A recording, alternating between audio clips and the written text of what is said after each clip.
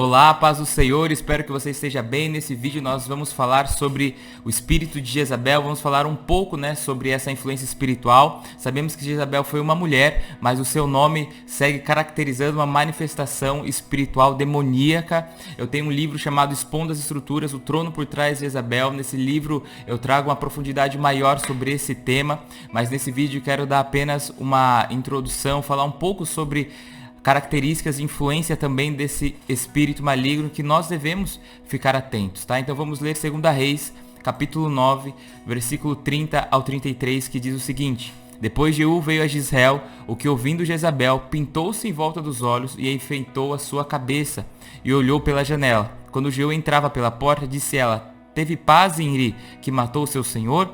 Ao que ele levantou o rosto para a janela e disse: Quem é comigo? Quem? E 2 ou 3 eunucos olharam para ele. Então disse ele: Lançai-a daí abaixo. E lançaram-na abaixo e foram salpicados com sangue dela a parede e os cavalos, e ele a atropelou. Amém? Jeú foi ungido por Eliseu com um propósito muito específico, que era acabar com toda a família de Acabe, e isso também incluía a sua mulher chamada Jezabel.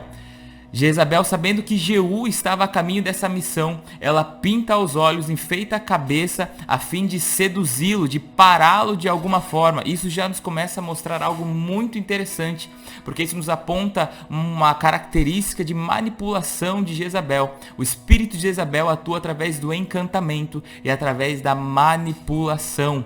Tá? Mas quando nós observamos esse trecho da palavra de Deus, nós percebemos que Jeú nem sequer olhou para o rosto dela, nem sequer olhou para ela, nem ao menos conversou com ela, respondeu seus argumentos, que nós vamos entender aqui logo menos. Que argumento é esse que ela usou aqui para tentar paralisar Jeú?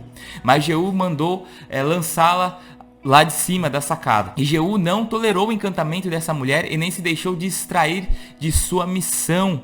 Mas, todavia, quantos estão paralisados pelos encantamentos de Jezabel e de suas palavras manipuladoras? Muitos estão distraídos com os olhos de Jezabel, têm se deixado ser seduzidos pelos seus encantamentos, seguindo distraídos do propósito de Deus, seduzidos pelas paixões desse mundo, seduzidos pela prostituição, pela idolatria, obstinados muitas vezes em buscar a sua vontade, se esquecem do propósito de Deus e acabam negociando princípios e valores.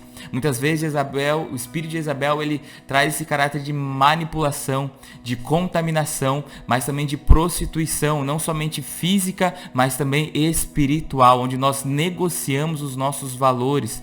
Imagine se Jeú tivesse dado atenção e olhado para os olhos de Jezabel, algo espiritual também estava acontecendo ali. Ele teria se distraído da sua missão. E nós devemos tomar cuidado com esse espírito de Jezabel, tentando argumentar conosco, tenta liberar encantamentos para que nós venhamos nos distrair da nossa missão e também negociar os nossos princípios e os nossos valores. E quando Jezabel ela não consegue te contaminar dessa forma, te chamar para uma prostituição espiritual com ela, e então com suas palavras ela começa a liberar ameaças, ela começa a liberar então uma opressão.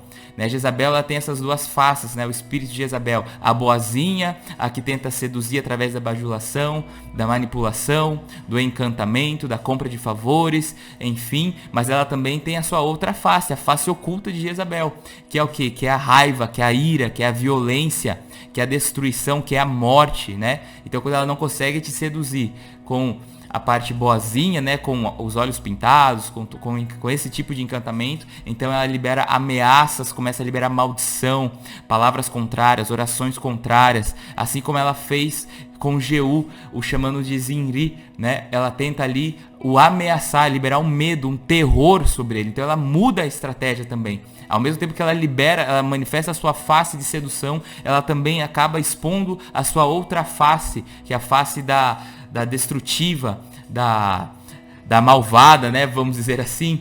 Citando Zinri, ela chama Jeú de assassino de reis. É isso que ela está chamando ele. Você é um assassino de reis, tentando lembrar do final trágico desse rei, que Zinri foi um rei, ele teve um final trágico. Zinri, ele havia se rebelado com seu senhor, chamado o rei Elá, e o matou, mas depois de 7 dias, Zinri foi morto. E a morte de Zinri foi por meio de Omi, que foi o fundador da dinastia de Acabe. Misericórdia, né? Mas o que ela está querendo dizer é o seguinte: você pode até me matar, mas em breve isso sobrevirá a você. É como se ela estivesse liberando uma maldição sobre ele, estivesse tentando liberar uma sentença sobre ele. Você vai me matar, mas você também vai morrer, né? Então, Jezabel ali, nesse momento, ela acaba se expondo, né? Suas duas faces, a da boazinha, mas também como a da tirana, né? Ali, liberando a cruel, né? Aquela que libera maldição, aquela que manifesta a morte por meio da agressividade e da violência, né? Então nesse momento ela tenta tocar a identidade de Jeú, o chamando de outro nome, Zinri, assassino do seu senhor, tentando colocar dúvidas sobre a identidade de Jeú, né? E também intimidando Jeú. Jezabel também tenta intimidar Jeú, causando crises de identidade, de medo, acusação, para que de alguma forma, seja pela sua face de sedução, de boazinha, da manipulação, do encantamento, ela possa enlaçar ele nisso, ou pela ameaça ela também pode enlaçar ele. Ela tenta essas duas armas, essas duas faces dela para parar Jeú, né?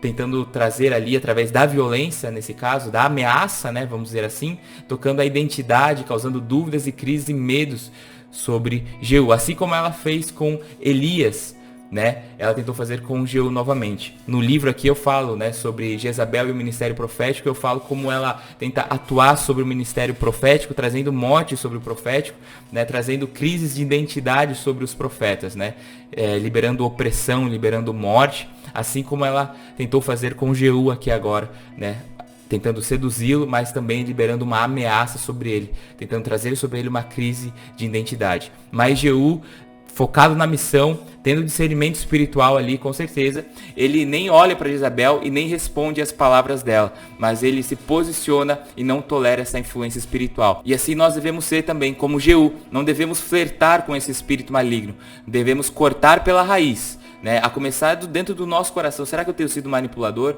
Será que eu tenho sido bajulador? Qual feridas da alma eu tenho aberto para que isso aconteça e que Jezabel entre na minha vida e acabe usando dessas feridas para trazer contaminação na minha história, né? Então nós precisamos começar nos arrependendo por qualquer tipo de semelhança que possa haver em relação a essa característica espiritual de Jezabel, mas também não podemos tolerar isso. Precisamos pedir discernimento do Senhor para que nós não venhamos nos distrair do propósito para o qual o Senhor nos chamou. Amém?